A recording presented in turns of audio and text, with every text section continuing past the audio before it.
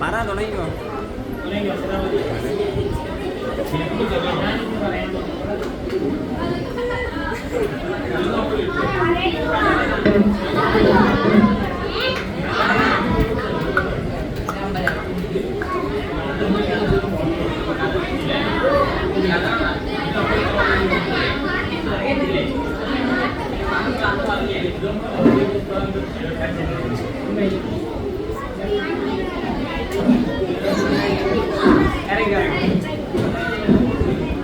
കുറച്ച് കഴിഞ്ഞു.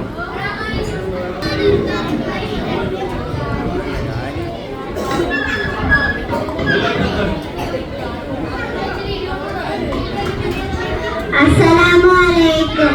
പുണ്യനബിയുടെ ജന്മദിനം ആഘോഷിക്കുന്ന ഈ വേളയിൽ ഞാനൊരു ഉമ്മയുടെയും മകന്റെയും കഥയാണ് നിങ്ങൾക്ക് മുമ്പിൽ പറയാൻ പോകുന്നത്.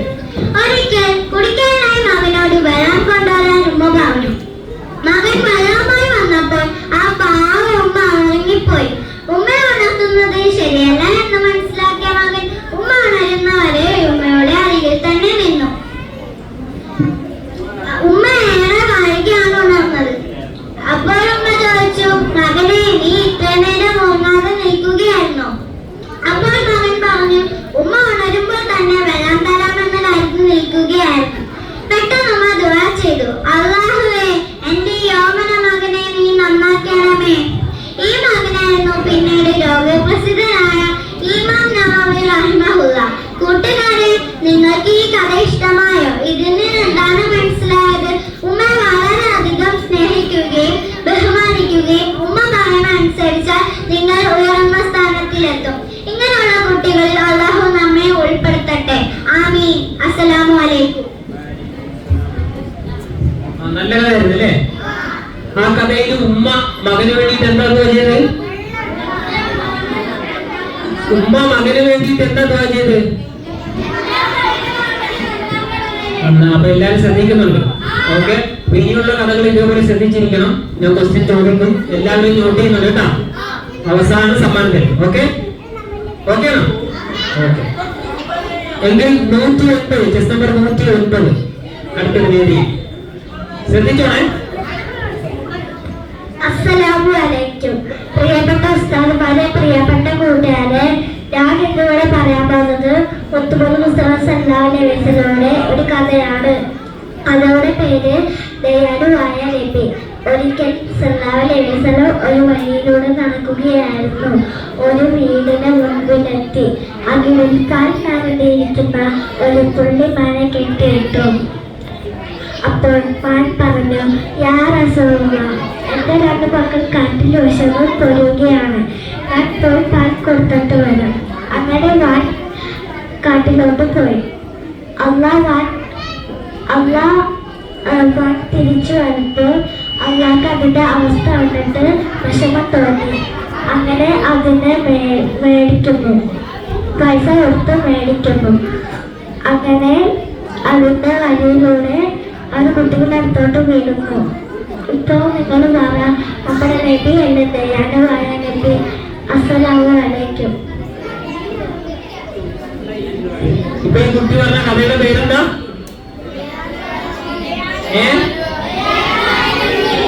ശ്രദ്ധിക്കുന്നുണ്ട്, നോക്കണം. ഇപ്പൊ അടുത്ത ചെസ് നമ്പർ 128.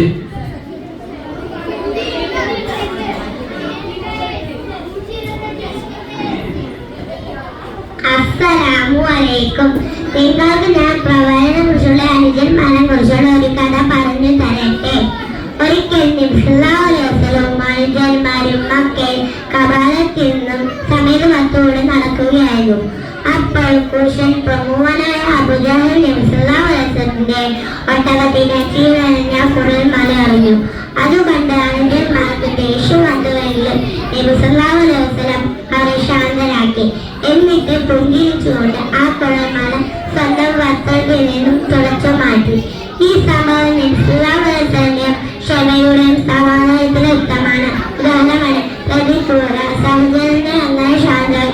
ഈ കഥ നമ്മെ പഠിക്കുന്നു. ഇത്രയും ഞാൻ പറഞ്ഞു എന്റെ ചെറിയ കഥ നിർത്തുന്നു. അസ്സലാമു അലൈക്കും. സലാം പറഞ്ഞിട്ട് ആരും മടക്കുന്നില്ലല്ലോ. ഉഷാറായിട്ട് സമ്മാനം തരുന്നത് ഉഷാറായിട്ടിരിക്കണം കേട്ടോ. അടുത്ത കഥ വിളിക്കട്ടെ. Chess number 126.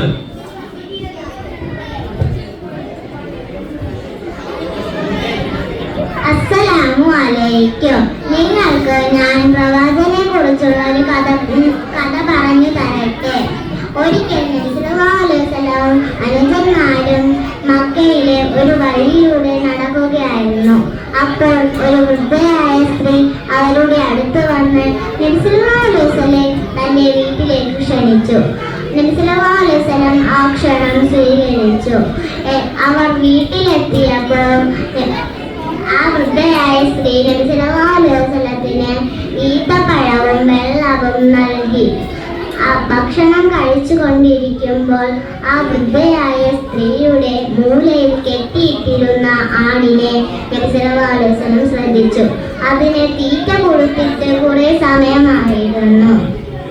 നബി സല്ലല്ലാഹു അലൈഹി വസല്ലം ഉടൻ തന്നെ എഴുന്നേറ്റ് ആടിന് തീറ്റയും വെള്ളവും നൽകി.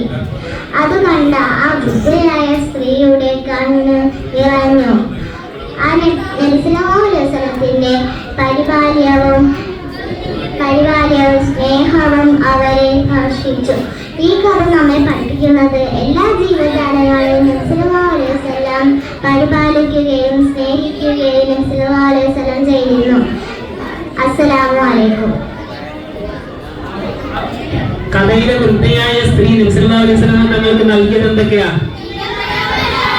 ഈത്തപ്പഴവും ശ്രദ്ധിക്കുന്നുണ്ട്. മാഷാ അല്ലാഹ്. Chess number 130.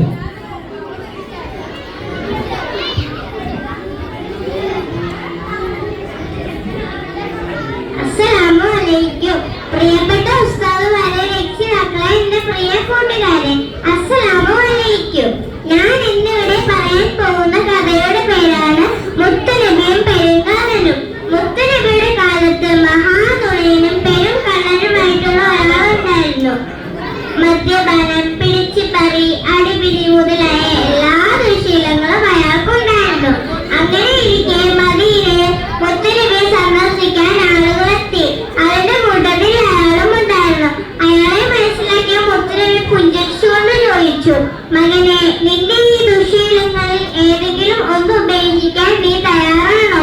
മുത്തുനബി പറയുകയല്ലേ. അയാൾ അത് സമ്മതിച്ചു. എങ്കിൽ ഇന്നു മുതൽ നീ കള്ളം പറയരുത്.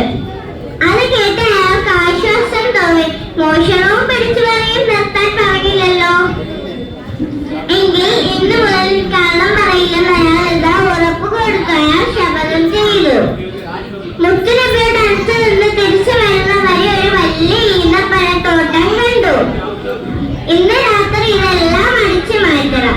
അങ്ങനെ തീരുമാനിച്ചാണ് അവിടുന്ന് അയാൾ നടന്നു നീങ്ങിയത്. അയാൾ മുത്തുനബി മോഷ്ടിക്കരുതെന്ന് പറഞ്ഞിട്ടില്ലല്ലോ. പെട്ടെന്ന് ഉയർന്നു വന്ന ആ ചിന്ത ആ മനസ്സിനെ അസ്വസ്ഥമാക്കി. നാളെ ആരെങ്കിലും ഈന്തപ്പഴം നീ പറിച്ചോട് ചോദിച്ചാൽ കള്ളം പറയാൻ പറ്റില്ലല്ലോ. കള്ളം പറഞ്ഞാൽ മുത്തുനബി ശപിക്കും. സത്യം പറഞ്ഞാലോ അതിനുള്ള ശിക്ഷ അനുഭവിക്കേണ്ടി വരും. അയാൾ ധർമ്മസംഗത്തിലായി. മോഷ്ടിക്കണോ വേണ്ടയോ? ഒടുവിൽ മോഷ്ടിക്കണ്ടെന്ന് വെച്ചു. അങ്ങനെ മോഷണം എന്നേക്കുമായി ഉപേക്ഷിച്ചു. മറ്റു ദുശീലങ്ങളുടെ കാര്യത്തിലും ഇത് തന്നെയായിരുന്നു സ്ഥിതി. അങ്ങനെ കള്ളം പറയില്ലെന്നുള്ള ഒറ്റ ഒരു തീരുമാനം കൊണ്ട് ബാക്കി എല്ലാ ദുശീലങ്ങളും മാറി. കൂട്ടുകാരെ, ഈ കഥയിൽ നിങ്ങൾക്ക് എന്താണ് മനസ്സിലായത്? നാം ഒരിക്കലും കള്ളം പറയരുത്. സത്യം മാത്രം പറയുക. അങ്ങനെയാണ് നമ്മളെ മുത്തുനബി പഠിപ്പിച്ചിരിക്കുന്നത്. അസ്സലാമു അലൈക്കും. കഥ ഇഷ്ടപ്പെട്ട? എന്തായിരുന്നു ആ കഥയിലെ ഗുണപാഠം? ഗുണപാഠം എന്തായിരുന്നു? സത്യം പറയുക. എന്ത് പറയാൻ പാടില്ല അല്ലേ? ആ കുട്ടിയോട് നബി സല്ലല്ലാഹു അലൈഹി വസല്ലം തങ്ങൾ പറഞ്ഞതെന്താ? യാ ബുനയ്യ ലാ തഖ്ദിബ്. യാ ബുനയ്യ എന്താ പറഞ്ഞേ? എന്താ മലയാളം എന്താ? ഏ കുട്ടി, നിങ്ങൾ എന്ത് ചെയ്യാൻ പാടില്ല? കളവ് പറയല്ല എന്നും ചൊന്നാരെ കള്ളന്റെ കയ്യില് പൊന്നു കൊടുത്തു റബ്ബാനി. കേട്ടിട്ടുണ്ടോ? അബ്ദുൽ ഖാദർ ജിലാനിയുടെ ചരിത്രമാണ് അല്ലേ? ഉമ്മ പറഞ്ഞ് കളവ് പറയല്ലേ എന്ന് പറഞ്ഞു. അതുകൊണ്ട് കള്ളന്മാര് കക്കാൻ വന്നപ്പോഴും കളവ് പറഞ്ഞില്ല അല്ലേ? അങ്ങനെ ആ കള്ളന്മാരുടെ കയ്യിൽ പൊന്നു കൊടുക്കുന്ന പറഞ്ഞത്. കള്ളന്മാര് കയ്യില് പൊന്നു കൊടുത്തു. അപ്പൊ കളവ് പറയാതിരുന്നാൽ നമുക്ക് എവിടെയും എന്ത് ചെയ്യാം? വിജയിക്കാം അല്ലേ? അപ്പൊ കളവ് പറയാൻ പാടില്ല എന്നുള്ള ഗുണപാഠമാണ് ആ കുട്ടി പറഞ്ഞ കഥയിലെ ഗുണപാഠം. ഓക്കെ, അടുത്തതായി ചെസ് നമ്പർ 120.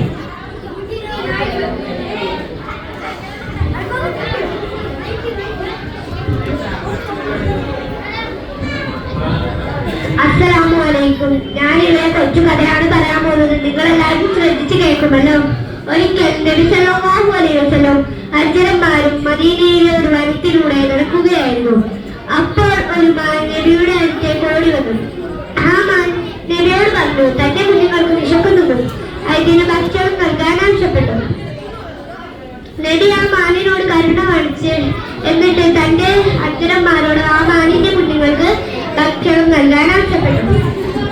ഈ സംഭവം നബിയുടെ ദയയുടെയും കാരുണ്യത്തിന്റെയും ഉത്തമ ഉദാഹരണമാണ്. മൃഗങ്ങളോട് പോലും കരുണ കാണിക്കണമെന്ന് ഈ കഥ നമ്മെ പഠിപ്പിക്കുന്നു. അസ്സലാമു അലൈക്കും.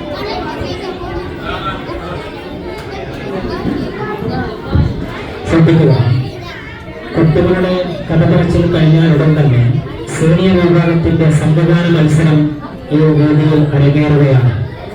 അതിന്റെ പേര് നൽകിയിട്ടുള്ള ചെസ് നമ്പർ 197, 188, 192 എന്നീ ചെസ് നമ്പറുകൾ തയ്യാറായിരിക്കണമെന്ന് അറിയിക്കുന്നു.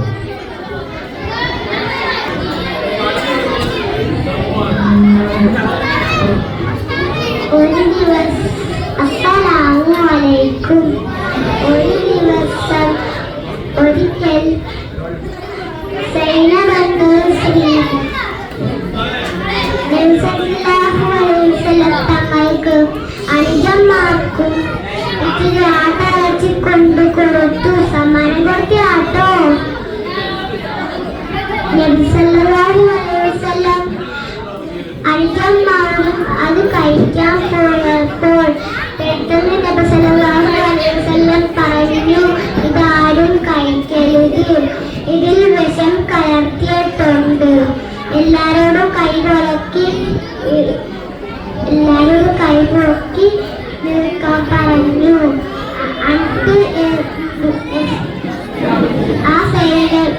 ആ സ്ത്രീയുടെ വിളിച്ച്, നീ എന്തിനാണ് ഇതിനകത്ത് വിഷം കലർത്തിയത്? അപ്പം സൈനബ് പറഞ്ഞു, യഥാർത്ഥ പ്രവാചകനാണെന്ന് അറിയാൻ വേണ്ടിയിട്ടായിരുന്നു.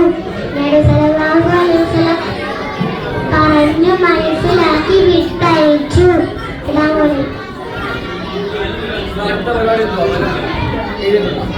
Chess number 125.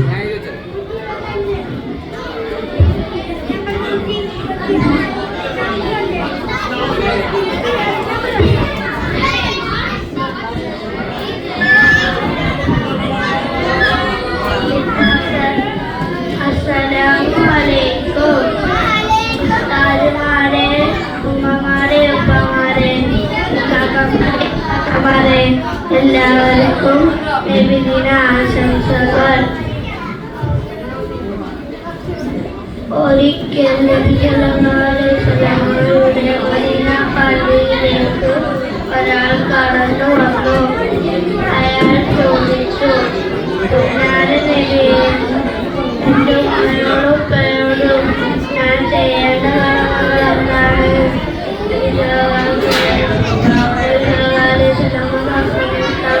മറുപടി ഉണ്ടായിരുന്നു, അവർ രണ്ടും നിന്റെ സ്വർഗവും നരകവുമാണ്. മാതാപിതാക്കൾ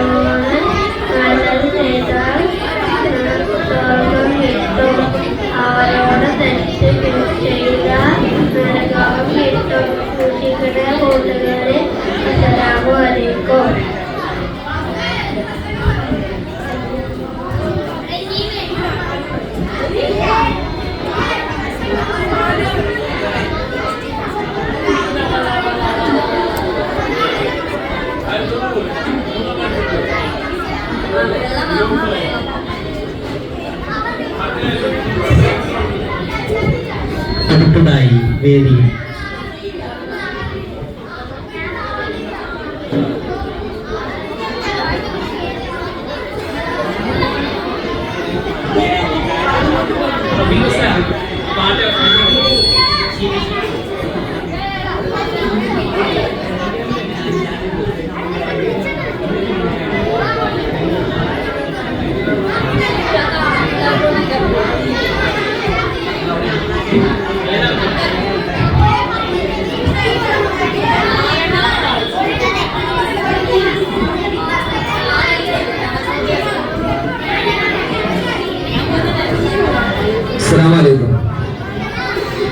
Assalamualaikum.